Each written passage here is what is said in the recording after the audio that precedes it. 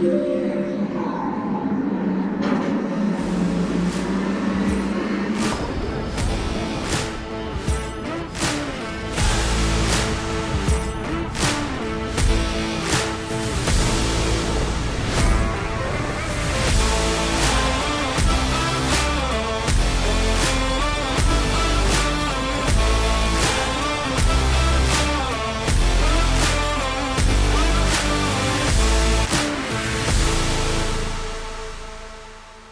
right, everybody, welcome back to another episode of Mondays Down South. We're coming at you as Zach throws a little curveball into his webcam, so he might need a new one after that. Yep, strike three.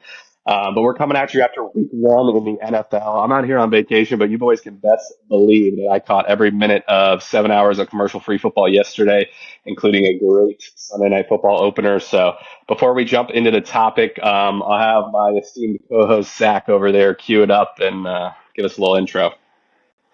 Thanks, Ev. I'm glad you're on vacation, man. Enjoying yourself. It looks like, Si and I were joking around about this earlier, it looks like you are in a European hostel right now based on the bunk bed system you got going back there. But we will start this off. We got a good topic for you guys today. It is going to be week one overreaction. So crazy week one. We're wrapping it up right now. It's as we recorded some Mondays. We've got the Jets and the 49ers tonight. But we've seen already so much. And I think everyone that's a football fan can attest to how wild and turbulent this week was and how unexpected it was too, from an NFL spread standpoint. So this is a great segment because we get to talk about specific matchups, specific games, specific players, where there was an absurd overreaction. All right. So we're going to get into the topic. It's going to be a ton of fun. Si, I'll kick it over to you. See if you got anything to tell our MDS fan base before we jump in and get started. I just got to say, go Gamecocks, baby. After week one, we were a little, I don't, it's football, but it isn't NFL, but I'd give us a shout out to all my Gamecock listeners that tend to tune in for us because we did not go in with strong expectations this season. Week one wasn't looking great. And then we steamrolled Kentucky in Kentucky, which was just beautiful to see. And now, I don't know if you guys heard this, but we got College Game Day back in Columbia after 10 years. First time since I was at school. I was at the last College Game Day that happened in Columbia, so it's pretty awesome. Got LSU at home, so tune in. Got a chance to maybe win that game. So. That is going to be a rowdy atmosphere. But, hopefully we can end the college football talk before we get around to the Dukes. But, we just got so much to get through. So I don't know, Zach, unless you want to mention your back on track. No. We're so far away from being national champions anymore. I'm just going to move on. And actually, I can probably start and jump into my first NFL week one overreaction. So I heard, one of our good podcast buddies and best friends, Evan, say that the Eagles were going to regress strongly. And when he said that, I found it extremely comical because although the Eagles lost a ton of games later in the season, there was actually a comment on YouTube that I agreed with on one of your shorts, and it was they regressed last year. So what does it mean this year? Are they going to continue to regress? Does that mean they're going to be a 7-10 team? Like, what does regression truly mean? And so I think that's an overreaction because although the Eagles and Jalen Hurts struggled, he threw 2 picks. I love this offense with the amount of superstars they have. And also the offensive scheme. And I know Cy is smiling over here because I know he's about to talk about Saquon, and I will let him, and I'm going to let him, I'm going to give him his flowers there, right? So I will save the Saquon talk for later. But in terms of the offensive scheme, I'm really impressed with what that kid Kellen Moore is doing from Boise State as a quarterback that one time, because he is starting to throw so many players in motion, and that's been the biggest difference for the Eagles. So a little statistic for you. This year, in this first game for the Eagles, they ran 65.8% of their plays in motion. And that's the most in a game that the Eagles have played since 2020. And last year, they were last in the season in moving players in motion. So it added a lot of predictability in their offense last year. And I don't think they necessarily banked on it or needed it because they had so many superstars. You got the likes of Devonta Smith, A.J. Brown. You got all these guys all over the place. Even Dallas Goedert performed fantastic for them last year. But you renew all those guys. You get a guy like Saquon. beef up the offensive line a little bit, and you let Jalen Hurts do his thing. But now they're incorporating guys motioning, going, swinging from the left side of the field to the right. And actually, if you remember that first touchdown pass to Saquon, they actually had a slot receiver flank right to get the linebacker's eyes over to that side of the field. And then it was a wheel route back to Saquon on the complete opposite side of the field. So I think what Kellen Moore is doing with these guys is incredible. He's starting to move players around and confuse the defenses. So I see the opposite of a regression. I see the Eagles comfortably winning this division, although Dallas looked good. I think Philly is just that much better. So that's my week 1 overreaction. Curious to see what you guys think. Go ahead and talk about Saquon, and then I'll provide a little rebuttal. I think you are more in agreement than I. Okay, so I'll say this. I'm not necessarily in agreement. You know what? This is perfect because I'm going to blend it into one of my overreactions. I had 2, and this is one of them. I think the NFL in general, and the Eagles are the perfect example, are, I guess the way I would call this an overreaction is I think offenses have tried to get too new school and modern. And I know I'm saying this after 1 week, which is why I think it's an overreaction. I think they've gotten way too far away from what the foundation of football started as, which is a balanced offense where running is just as important as passing the ball. I understand we're in a new era. I understand, the greatest teams have amazing quarterbacks and dynamic offenses, but running the football and also being willing to stick to running the football, even when your running back at times is, averaging, let's say, 1 or 2 yards per carry at first, being able to give a guy who needs volume to get going, guys like the Josh Jacobs of the world, guys like the Derrick Henrys of the world, is very important to having a balanced offense that is, 1, less predictable, and 2, harder to guard because you open up the field. And for some reason, it feels like we've run away from that. And this is why I went into last week talking about how important Saquon is to the Eagles.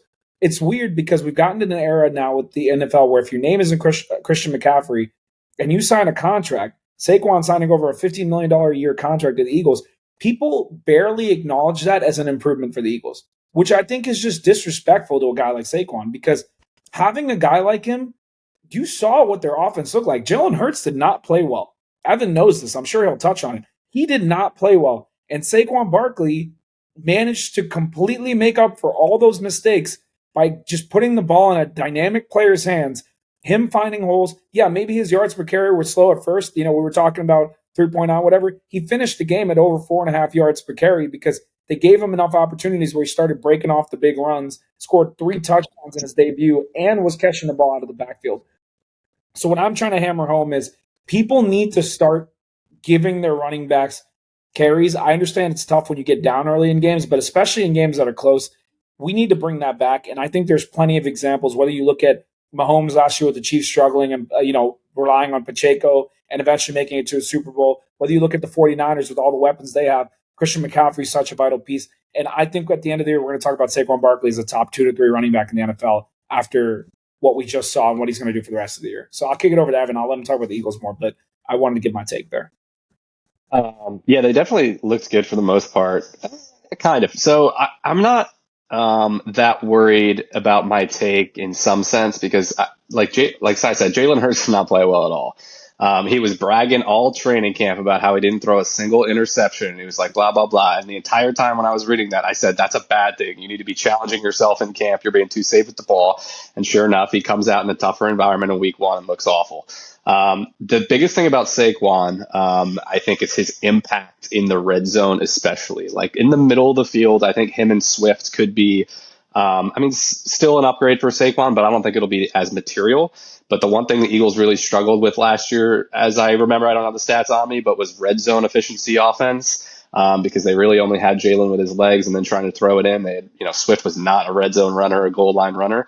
But as you can see from the first game, like Saquon made a huge impact in the red zone. It gives them a lot of other options there. So I maybe discredited that aspect of it. But yeah, he looks fantastic as a whole. I'm not worried about the Eagles defense. They also looked really bad. I mean, the Packers probably should have scored up close to 50 points, but Jordan Love was horrendous as well in that game. So it's a wait and see. Got a lot of flack on that take, but a good start to the season for the Eagles for sure. And I love Sai's point about, running backs needing that volume. My follow up to you is like Baltimore, I think, is a prime example of this, where they add a guy like Derrick Henry, who is the epitome of the second you give him tons of consistent volume, he starts popping off. But that's not how their offense is built, or was built last year when they got to the AFC Championship. So how do you balance the two when you signed that guy? But ideally, you're signing guys that fit the offense that got you where you got last year, as opposed to starting to build your offense around a guy that wasn't there last year. So I'm curious how you blend those two.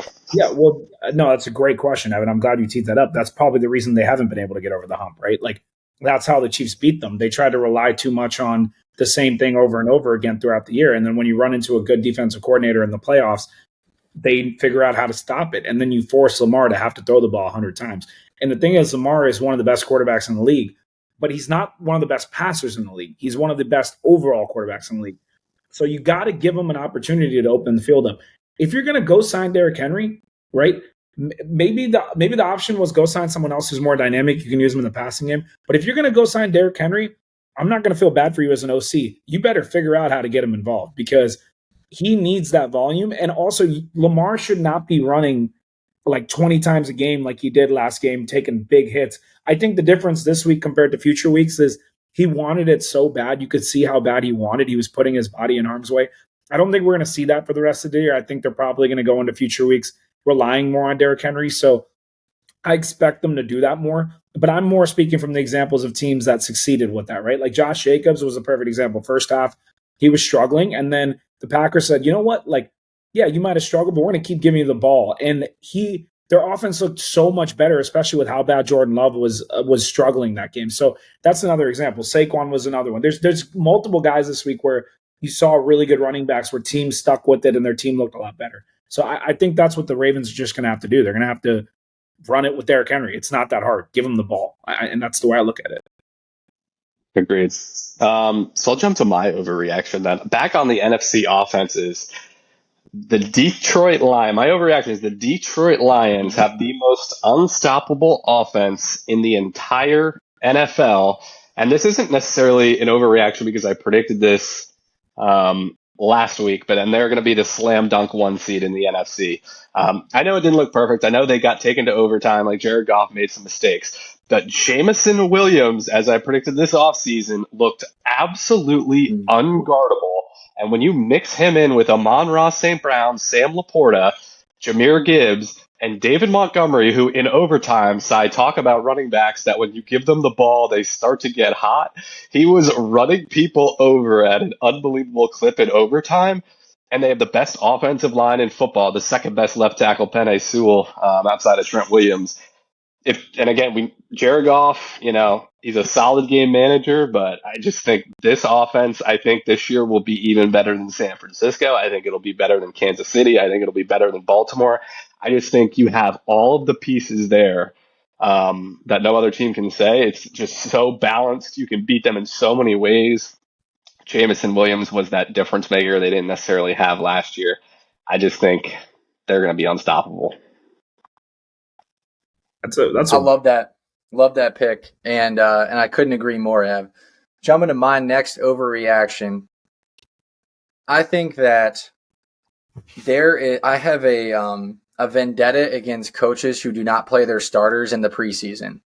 So Dave Canales for the Carolina Panthers mentioned in his postgame after they got walloped 47-10 against the New Orleans Saints, who weren't even expected to be divisional winners this year in one of the worst divisions in the NFL.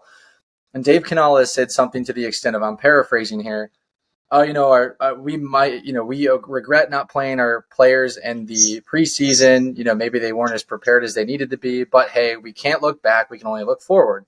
Well, the problem is when you treat your players with fragility, then they think they're fragility. Bryce Young is a stick out there trying to throw the football, missing people, overthrows, getting the jitters. And I get it. It's week 1 jitters. And I think the consistency I'm seeing with all of our selections is that there were quarterbacks who made mistakes. They didn't play their best game. It's week 1, right? They're going to clean those mistakes up.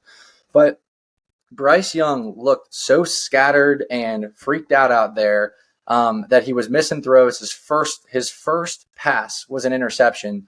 And when I look at Dave Canales in his first year as a head coach for the Carolina Panthers, how did you not play these players in the preseason? This is the kid's second year, but you're giving him this like elite status that, oh, he's the unequivocal starter and therefore he can't play in the preseason. These are valuable reps you're getting. I don't care whether you're the first string or the third string. I think there's guys like Aaron Rodgers that have earned the credibility in saying, although kind of snarky, oh, I'm not going to play in the preseason. There's no purpose of the preseason for me. But with a guy like Bryce Young and a lot of the unproven offensive members, like you could have used preseason game 2 and 3 to help forge a relationship or a passing and receiving relationship from Bryce Young to Deontay Johnson. But instead, he's overthrowing him left and right. And on top of that, not even blaming the quarterback play, but this is also on Dave, is the fact that when you don't play your guys in the preseason, you get what? You get smacked in the mouth. Your starters get smacked in the mouth. They got completely destroyed on every end of the football. And the New Orleans Saints were tougher and they ran it down their throats and they were just more physical right from the jump. The more physical team is truly going to win the football game, and they won it handily 47-10. So that's my week 1 overreaction is you got to play your players in the preseason. Honestly, I respect that, especially for young players who need to figure it out. And it doesn't even have to be for more than half a quarter or a quarter where you get them involved. And the other thing is you don't want to show all your plays either. So you just put them in and you run like simple base packages and just get them in a flow. I agree with you, Zach. I don't see any qualm with that, especially if you're a quarterback, because just throw the ball away if it's breaking down. Don't even hold it, whatever. I mean, don't put yourself in harm's way. I think there's a reasonable way to do that in the preseason. So I agree with you. Yeah, I agree, especially for young teams like that with new coaches. I don't think necessarily the Chiefs, who played a lot of guys in the preseason nonetheless, but a team like that, I think it's probably, better for them to maybe rest guys and not get hurt when they're basically a lock to make the playoffs and, same team year over year. But young teams, new coaching staffs, all that, I agree. You get your reps in and be ready to go by week 1, which the Panthers were most definitely not, as you mentioned. Ty, what's your number 2? All right. Well, I remember last year I was gone one of the weeks, and you guys had, the very respectable, football guru and Zach Klein join this podcast, and he made a take. He came on here. I wasn't here, and he made the take when I wasn't here, and I appreciated that, but I didn't get to, thank him for making that take. He said, 2 or 3 weeks into the season, that Anthony Richardson was going to be, he was going to win Rookie of the Year, I believe is what he said. I don't want to quote him, but I think that's what he said. You guys might know better because he was on the podcast. It's hilarious because if you go look at his numbers, they don't even tell half the story of the game. He completed 9 passes the entire game. 9 passes. But in those 9 passes, he threw for over 200 yards. So his average completion was over 20 yards per completion. And then on top of that, added another, I think it was 60 to 70 yards rushing on the ground. And every single time we needed a big play to try to come back in this game against the Houston offense that looked just ridiculous. Our defense should have been better. We should have been able to stop the run better. Joe Mixon ate us alive. We were a really good run defense last year. I don't know what it was coming into this year. I think we'll shore it up more. But regardless, that Houston offense looked ridiculous. They were putting the pressure on. We went down, going into the halftime time. And then after that, Anthony Richardson got the ball. I think it was 4 times in the entire second half. I think the time of possession was 80% them, 20% us. And every single time he got the ball, he'd make some ridiculous throw or some he launched the ball 65 yards down the field while he was falling over and completing it directly into the hands of our receivers. And yeah, he missed some throws. Yeah, he made some bad throws. But that ceiling for a guy who's only played 17 games coming into his NFL career, and I'm talking high school and college. He's played 17 games in his entire career. He's the youngest starting quarterback in the NFL. And for him to have that dog in him where every single time we needed a score, he'd go get one. And especially that last play where it was 4th down, Shane Steichen left us on the field on a 4th and 5. We needed the touchdown. And he trucks through 2 defenders. He should have been stopped by 2 yards short and gets us a touchdown. That is the guy I want as my franchise quarterback. Will there be growing pains? Yes, 100%. But the sky is the limit. And yeah, he might flame out if he doesn't, get his accuracy up, as you guys alluded to. But he might also go down as one of the best quarterbacks we've seen in a long time, given his athleticism, his speed, his ability to throw the football, and his ability to improvise. So I am all aboard the Anthony Richardson train. I think I was before, but seeing him after a year with shaking the cobwebs off, making these plays, it just has me so excited as a Colts fan. And even in a loss, I just had so much fun watching football in a way that I haven't in a while. So I had a great time. So that's my hot take. That throw he made, because I don't know what the overreaction was on their side, but the overreaction I'll make is on your behalf. I thought that throw he made, the first one, I guess, to Pierce, like off his back foot after he slipped with like three guys in his face, and he throws it 60 yards downfield, like in the double coverage, but it was past double coverage because he threw it so far it was beyond what a defender could keep up with on an absolute dot. Like that was the best throw of the weekend, despite what Chris Collinsworth said about a 6-yard dump off to Matthew Stafford, whoever heard that. And that was probably one of the best throws I've ever seen on a football field. And it wasn't the only one he made in that game. That was like jaw dropping. Real quick before Zach responds, I just want to say this. I guess my overreaction, this is the best way to phrase it. By the end of this year, you will have Anthony Richardson in your top 8 of your quarterback rankings. Book it. That's my overreaction. I love tying it into a plug of a. That's an absurd take. That's an absurd take, Si. I'm just going to move on at this point. I like the hate. Continue it. This is what we need. All right. Well, I will continue the quarterback hate, and that I think one of my week 1 overreactions is that the Bears offense is really not that good. And I think that it is an overreaction. The week 1 overreaction was Caleb Williams is going to win Rookie of the Year. The Chicago Bears offense is here to stay. They could even perhaps be a divisional winner. I think one of you put them in their wild card. I think it might have been Evan. Evan, did you do that? Yeah, I have them as a wild card team, and finish your thing, but I still believe that to be true, but for a different reason. So, exactly. So that's an overreaction to me because the Tennessee Titans are a newly coached team that does not have that good of a defense, but they looked exceptional because the Chicago Bears were dysfunctional on offense. They couldn't get a drive going to save their life.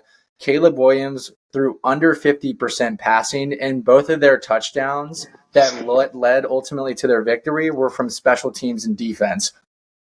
This is a home game. This is the first game of the season where they get to make a statement because all they've been talking about is how they're going to be this newly transformed offense. I don't know if it's a Matt Eberflus problem or if it's a Caleb Williams issue, but this offense does not look good. And I do have a lot of doubts about the Chicago Bears. In fact, I think that they just stamped themselves as 4th place in the division because Sam Darnold is playing incredible football right now. So that's all I'm saying. I think that the week 1 overreaction is the Chicago Bears are not as good as people thought or hoped they would be. You want to go first? Or you want me to go? I can go. I love that overreaction so much, first of all, from a content creation standpoint. And I agree with a lot of it on the offensive side of the ball because what I said about the Bears was I'm going to put them in a wild card, but my biggest concern is the offense because I do not like Shane Waldron, their OC, at all. And Caleb's going to have growing pains as a rookie, and it looked really, really bad, like you mentioned in week 1. Now, with that said, maybe one of my overreactions is that they have the best defense in the NFL. Like, they won that game by a full touchdown. I actually think the Titans might be decent this year, although Will Levis made some really boneheaded plays, and I'm not the biggest fan of his. But with that defense, like, the offense is not going to have to do much at all, but they are going to need to do more than they showed in week 1. So I like that. I like that take. I do still have them as a playoff team, especially because with Jordan Love out, I think it's going to be incredibly difficult for the Packers to make the playoffs.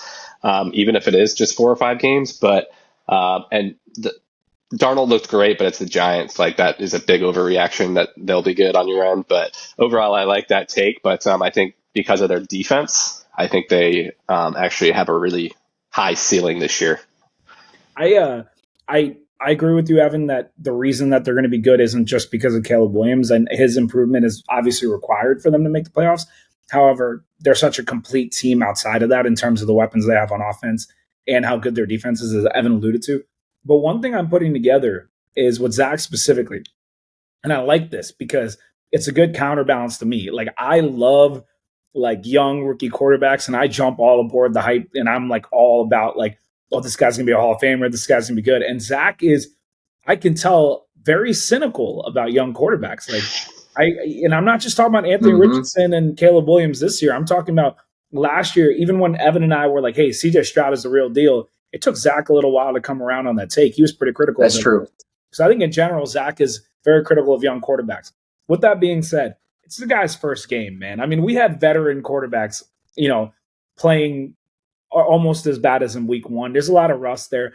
I didn't think he'd come out week one and be like, MVP level player. He made some crazy decisions. He's learning the NFL game because he was doing that stuff in college where he's doing the whole evade, try to duck and dodge, and he's understanding the speed of the NFL game. It's going to take him half a year to at least get his rhythm under him, right? Like, and usually it takes 2 seasons to get to your potential. And CJ, like for example, early last year, people forget that he had some decent numbers here and there, but it's not like CJ walked in week one and was like amazing. It took him a little while to figure it out. So I don't want to completely just eliminate that because we saw it with Jaden, we saw it with other guys where a lot of young guys were, they're trying to figure out the ropes. Some were better because they could run the ball like Jaden, but I just want to give them a little bit of time there. But the Bears themselves making the wild card, I don't think that's a hot take at all. That team is complete. And as Evan alluded to, their division is way more wide open. Detroit is going to win it at this point, assuming everyone is healthy, in my opinion. But they could finish as the number 2 team in their division. And the NFC doesn't look as good as we might have thought coming into the year. There's a lot of teams that didn't look that great this week. Yeah. So where are we at? So we should pivot over a little bit, but I have one more pretty spicy one that I think you guys will enjoy. So this is maybe a twofold.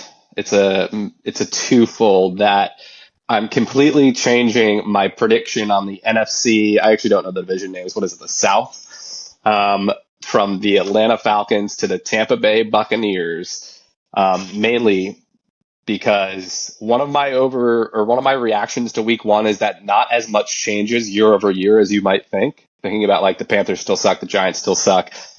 And that is true of the Atlanta Falcons as well. I am really concerned after that week one performance because of a couple things. Kirk Cousins looked awful and he did not look healthy, or at least he wasn't confident that he was healthy.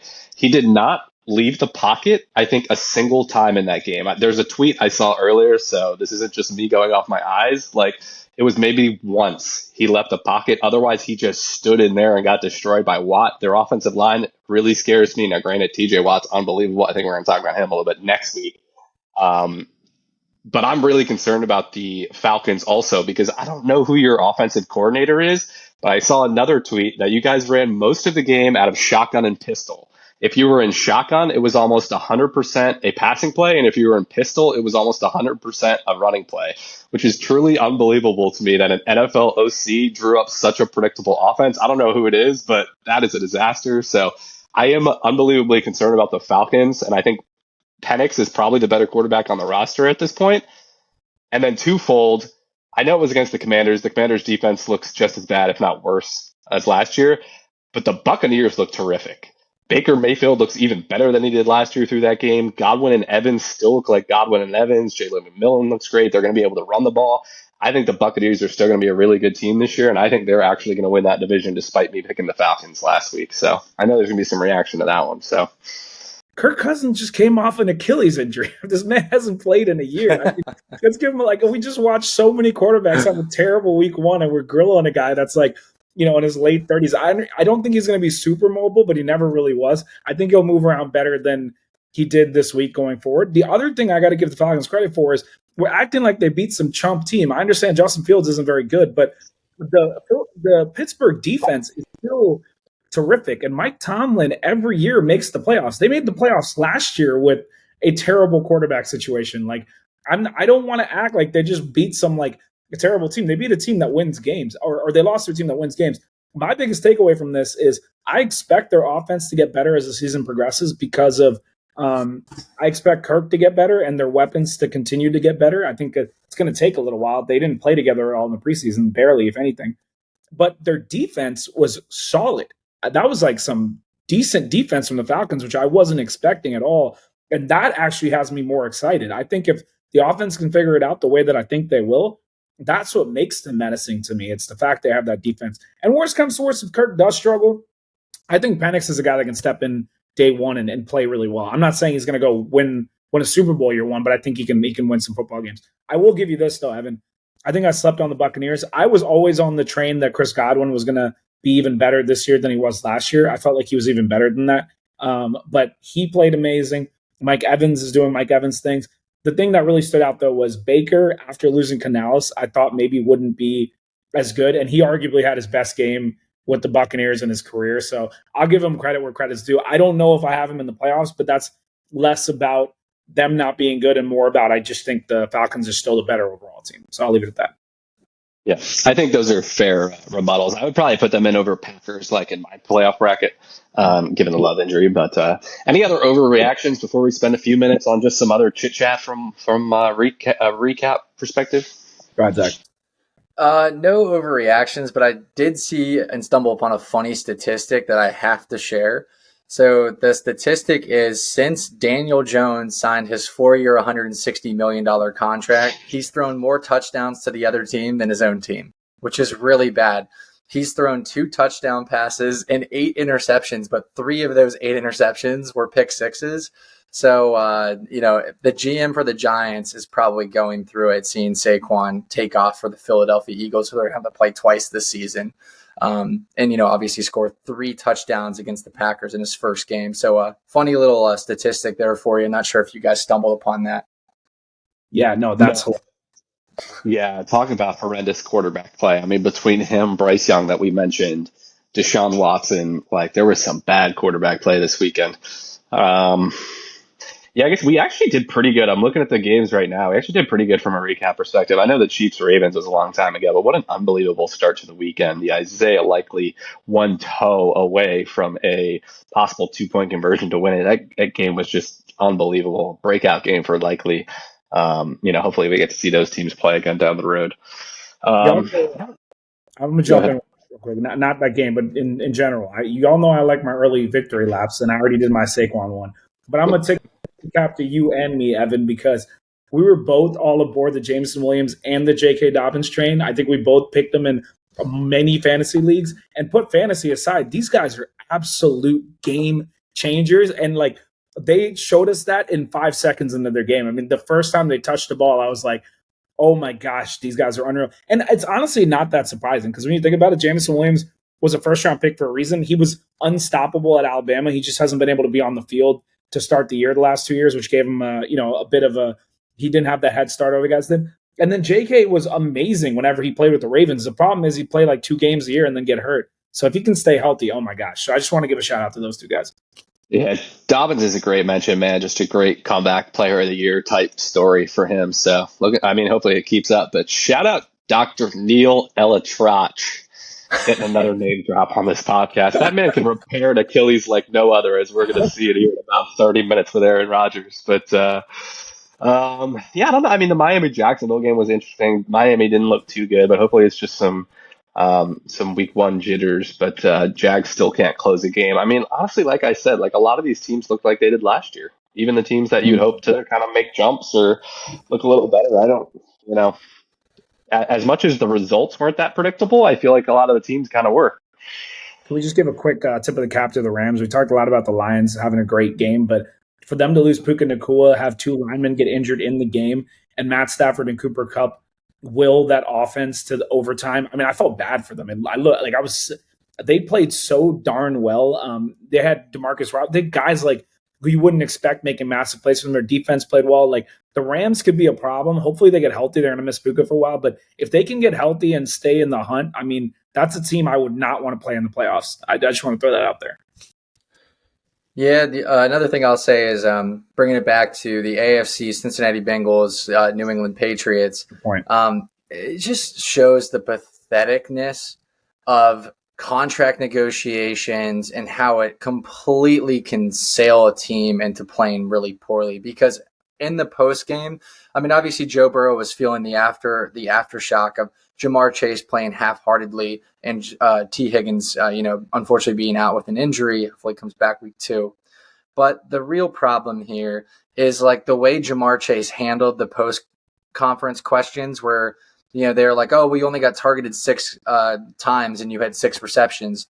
He's like, yeah, you're going to have to ask Zach about that. Not even like Coach Taylor. There's no respect anymore with these players. And it sickens me. This kid is such a talented receiver, but you will have your time. Like next year, it's okay and somewhat permissible to restructure your contract 1 year before your contract year.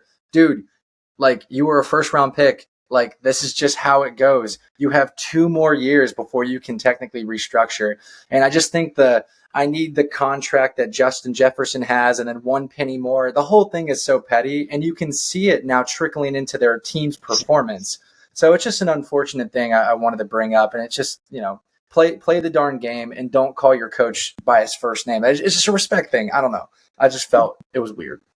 I agree. Yeah, that's a great call. The vibe in Cincinnati is just off, and it's hard to explain. But ever since they made that Super Bowl run, the contract holdouts, like you mentioned, like I think Zach Taylor's probably lost the locker room. Obviously, it's too early to say, but that was maybe going to be one of my hot takes that he'll get fired by the end of the year. It just something is just very off in Cincinnati. So I think that's a great call. It back to the Rams quickly, dude. I could watch those two teams play against each other every week, man. It is so fun with the Stafford Goff dynamic. It's just electric, man. It's so good. But yeah, the Rams are going to be good. I do think the Bengals will figure it out, though. I think maybe it'll be a couple weeks of being a little wishy-washy, and then after that, actually 2 years ago, they started off pretty similar when they made that AFC Championship run. They started a little bit off. They didn't have the contract negotiation, and then they got hot. And I think that's what's going to happen. Also, Burrow came off, and he hasn't played like in a while, so you got to give him a little bit of time too. So yeah. Yeah, well, we get Burrow time every year though. And then he balls. And then he balls. He's made a Super Bowl and AFC Championship, so I think he's worth giving a little bit of time to. That's all I'm saying there. We gave the flowers to Evan with J.K. Dobbins. I'm going to give Cy flowers for Jackson Najigba because it is very apparent in Seattle that he is becoming that go-to guy over DK Metcalf. And as Tyler Lockett gets another year older, I felt that Seattle, after a little bit of a slow start, really opened up and Geno Smith looked great. But Jackson is truly that third down conversion guy. And I just think that he is going to increase as DK inevitably decreases to no fault of his own. But it's just the systematically how they run their offense. It's a little bit more West Coast, commit to the run. Kenneth Walker and Zach Charbonnet are just incredible dual backs. So I really wanted to give Seattle credit because it was almost like a quiet game that no one really mentioned or paid enough attention to because, it was like Denver and, everyone had their eyes on like Ravens versus Chiefs and those type of matchups. But I wanted to give you a quick shout out because I do think Jackson's going to be a massive role and a primary role in that offense this year. Yeah, I love that, man. I appreciate that. Yeah, my other cap tip to Cy is for turning me on to Cooper Kupp in fantasy at ADP, and I mainly bring this up to shout out our boy Zach Klein, who got a mention earlier on the podcast. He said, dude, Cooper Kupp is definitely washed after I picked him over Nico Collins, and then he got Collins a couple picks later. I think he's regretting that now, mainly because of Puka Nakua's injury that'll keep him off. But Cooper Kupp with 20 plus touches in the first week he did and did a lot with it. The dude is unbelievable. Yeah, I do have to say this though. Like, first of all, obviously I'm all aboard the Cooper train, and I appreciate that, Evan. But as a Colts fan, I got to tip my cap. Nico Collins was the reason the Texans won that game. I mean, as good as Stroud is, some of those catches he made, and it's hard for me to even blame my corners because every single play he made a catch, my corner was in his face. Jalen Jones, young guy, like he's guarding Nico, he's in his grill, and he's catching the ball with the hand in his face, with the body in his face. The fourth down or the third down conversion they had to finish the game at the late game, I mean, it was an absurd catch. Nico is that dude too, but Cooper, I think I like a little more in fantasy just because there's not as many targets to go around. But yeah. We need to jump to picks. The one thing we didn't talk about, though, is Jaden Daniels assessing his first game in the NFL. But I think we can maybe dive further into it next week because, I mean, my take on this is it's hard to assess. Like, obviously, he's an unbelievable runner, but he didn't complete like a single ball to a wide receiver. And I need to watch the QB school to figure out if he wasn't seeing defenses and there were guys to hit and he just wasn't. I know he missed one big one to McLaurin, or if this was just Cliff Kingsbury being a disaster. I'm sure it's somewhere in the middle because I think they're both to blame, but I think we could maybe get another week of Jade Daniels film and save some time here. All right, week 2 picks. Quick recap of last week. So it's still up in the air with Monday Night Football, but if the Niners win, then Cy will get the win at 11-5, which is really respectable in week 1. Zach at 10-6, myself at 9-7. But if the Jets win, I join Cy at the 10-6 on the top line, and Zach with 1 game back. So with Christian McCaffrey out, we'll see. But hold on, I'm trying to adjust the camera. But all right, so week 2, starting off Buffalo at Miami, Thursday Night Football. Miami's a 1.5 point favorite at home. Over under is 49.5. I'll get a quick start. I'm going to take Buffalo on the money line. I'm not convinced that Miami has passed them. Buffalo looked better in week 1. Even on the road, I'm taking Buffalo to win. Zach? Shout out to Alexa's stepdad and her stepbrother for actually going to this game. They got great seats. The whole fam's going, so that'll be a good time. Now, they're all Bills fans because they're from New York, but I got Miami all the way here. I actually like the under in this game, and I do think that Miami covers at 1.5. Just a healthy Jalen Ramsey, Kendall Fuller playing like the slot. They just got a ton of studs back there, DBs, and Josh Allen played great, but I'm not convinced. My pick's going to come down if Miami's running backs are actually healthy because that makes a huge difference. But as of right now, because I don't know about their health, I'm going to go with the Bills. If they were healthy, I might have considered taking Miami, but I'll go Bills. All right. First 1 p.m. of the game is Chargers at Panthers. Chargers are 6.5 point favorites on the road, which is a big number going across the country. But over under is 39.5. Let's start with Zach for his Panthers. Yeah, give me the Chargers win, but no cover. For some reason, I feel like Carolina does something. They're not down 10-0 to start the game. It's a home game. It's not like the Chargers are going to really travel to Bank of America Stadium across the country. I've always list those statistics about teams that travel and how they play. So give me the Chargers win, but like a walk-off field goal. I think it's going to be a little bit closer. I think Chargers. Oh, sorry, I was just going to go. I think Chargers win. I'll just go no cover because I'm not. Actually, you know what? I'm going to go Chargers win and cover. The Panthers need a little bit of time. I had the same reaction to Cy. My original reaction was that number feels high, but then I was like, but the Panthers looked awful last week. So I'll take the Chargers to cover, but on first glance, it looked high. Yeah. Next game, Saints at Cowboys in Jerry World. Dallas is a 6.5 point favorite. Over under is 45.5. Cy starts off. Dallas wins. Agreed. Yeah, Derek Carr's he's going to be seeing ghosts next week. Yeah, I like that game a lot, actually. Giants at Commanders. Washington is a 2.5 point favorite at home. Over under is 43.5. I'm going to say, who knows? I'll say Commanders win and cover, though. Yeah. Commanders win and cover. Mm-hmm. Man, I picked the Commanders last week and they did me dirty, and I kind of don't want to, but I don't have any reason to pick the Giants, so I'm going to pick the Commanders to win and cover. Yeah. I can't justify it. Yeah. Vegas at Baltimore. Baltimore is a 9.5 point favorite at home against the Raiders. Over under is 41.5. Let's start with Zach. Oh my gosh, this is my favorite spread of the week. Ravens win and cover. The Ravens are going to be looking for blood after that distasteful loss against the Chiefs, and it's in M&T Bank. It's a hard place to play. Lamar's going to have a great game. He's going to go off. Give me Ravens win and cover that 9.5. My only hesitation here is Gardner Minshew with the Colts beat the Ravens last year, so he's always due for one of those weird games. But I don't think it'll be this week because, like Zach said, I think the Ravens are going to be motivated. I'll go Ravens win. I'll say cover. Yeah, Ravens win and cover. Yeah, I have the spread as appropriate, but I'll take Baltimore to cover. I think Zach makes some good points there. They have a couple extra days to prepare. Raiders going across the country. I will say it every time. Next game, this is one of the most interesting spreads to me. Tampa Bay at Detroit. I think this is going to be a great game. Detroit is a 7 point favorite at home, though. A really high number here. Over under is 50.5. Let's start with Cy. Detroit win and cover. No disrespect to Tampa Bay, but I think Detroit's just going to have the momentum. This is going to be a great game. This is way too high a number for me, so I'm definitely taking Tampa Bay to cover. But, I love Detroit, so I'll take Detroit to win. Yeah, give me Detroit to win and cover, but I actually love the under 50.5. I just don't think Baker's going to have a 37-point repeat performance. I see this as like a 23-17 game or 26-17 game. Yeah, the one thing I forgot to mention about the Lions is their defense is actually good this year. But topic for another week. Colts at Green Bay. Unclear who's going to play quarterback for Green Bay, if it's going to be Willis or if it's going to be Sean Clifford.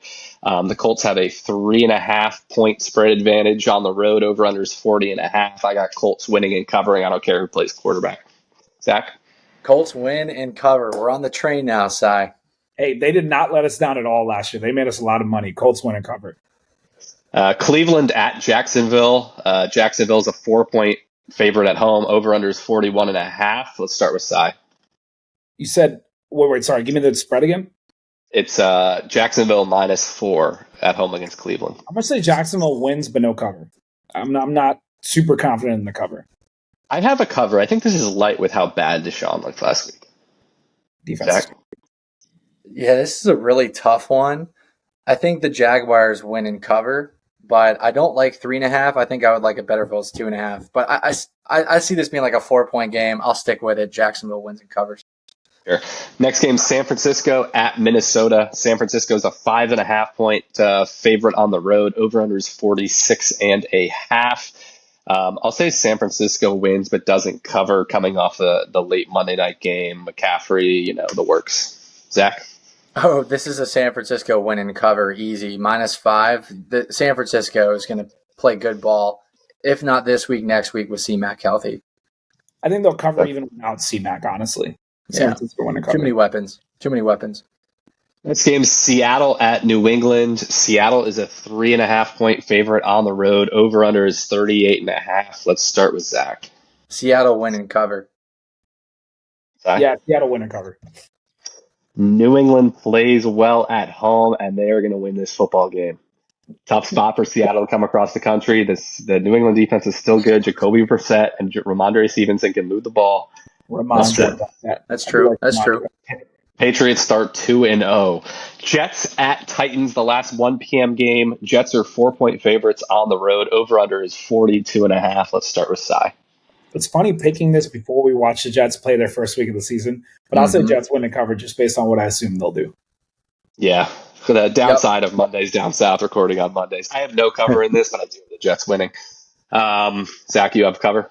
Yeah. All right, cool. Interesting game here. Rams at Cardinals. Arizona is actually a 1-point favorite with the home field advantage of some of the Rams injuries. Over under is 50.5. I have this as a correct spread, actually, but I will take the Rams to win. Of the two teams, who's going to start 0-2? One of them has to. It's not going to be the Rams for me. Sai, you agree, it looks like? Yeah, no, Rams win. They look too good this week. You're right. The injuries are probably why the spread is what it is, but I think they'll win. Zach? I think this is a Kyler Murray big game at home. Give me the Cardinals to win and cover -1. I think they played incredible ball up in Buffalo, and they get Marvin Harrison Jr. the ball more. Their offense is just going to continue to take off. Give me Arizona in this game. Love it.